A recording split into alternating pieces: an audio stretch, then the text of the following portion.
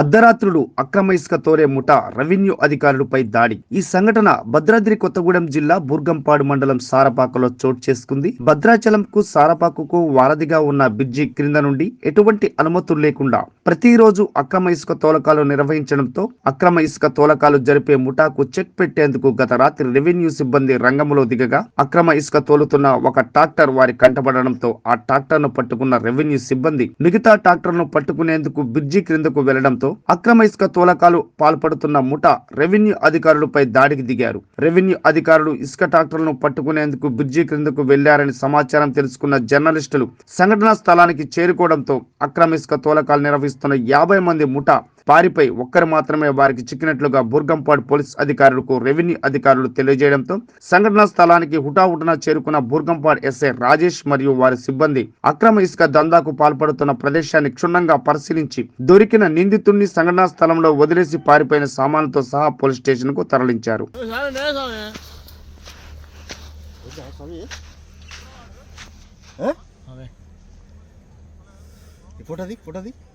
పార గంపలు ఉన్నాయి సార్ ఇక్కడ వాళ్ళ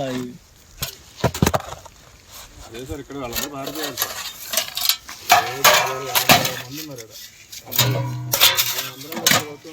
66 మీద దాడి అయిపోయింది.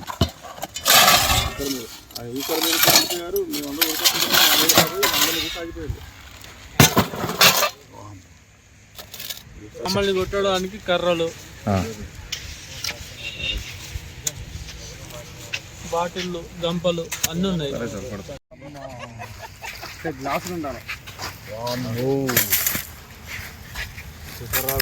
ఇది ఏంది అట్టేస్తుంది తెల్ల నిద్ర.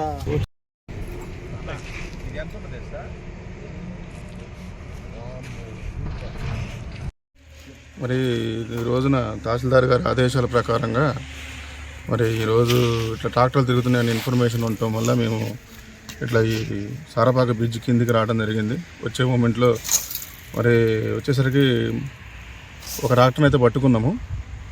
ఇక వచ్చేసరికి ట్రాక్టర్లని వెళ్ళిపోయాయని తెలిసింది. ఇక్కడ ఎవరైనా జనాలు ఉండడానికి ఏమైనా ట్రాక్టర్లను చూడడానికి వచ్చేసరికి అందరూ పారిపోయారు. అందులో ఒక వ్యక్తి మాత్రం మరి ఇట్లా ఆర్ఐ గారి అసిస్టెంట్ మీద మా మీద దాడి చేయడానికి పాల్పడ్డాడు. ఆయన పట్టుకున్నాం మీడియా వారి సహాయంతో. కాబట్టి మరి ఎట్లుందో పరిస్థితులు చూసి కొంచెం ప్రజలు కూడా మాకు సహకరించడం మంచిది. మా ప్రాణాలను పణంగా పెట్టి మరి మేము పనిచేస్తున్నాం. దీనికి పోలీసు వాళ్ళ నుంచి కూడా హెల్ప్ ఉంటే ఇంకా బాగుంటుంది అనేది మా ఆశ. ఎలా చేయగలరని మా మనవి. ఉన్నాయి కదా కస్టడీ ఒకటే వచ్చిందా? 20 మంది చిల్లర. పేరు నాగరాజు. మగవాళ్ళం మేము ముగ్గురు అయితే సార్. మా ముఠాలో తెలిసింది అది సార్. మా అతల పేర్లో నాకు తెలియదు సార్. ఇవాళ వచ్చిన ఈ సాములు ఇప్పుడు ఇద్దరు సాములు ఎక్కడ ఉంటారు? ఆ సాములు కూడా బాగున్నారు. కైపురెడ్డి, కైపురెడ్డి, నాగేంద్ర స్వామి ఏమో అని అంటారు సార్. చెప్పండి ఆయన ఉందా? వెహికల్ ఉందా? ఎందుకు మాదైతే ఒక బండి లోడ్ అయింది. ఎవరు బండి మీద? శేఖర్ స్వామి. శేఖర్ ఆయన ఎవరు? శేఖర్ స్వామి భాస్కర్ నారాయణ. ఇంటి పేరు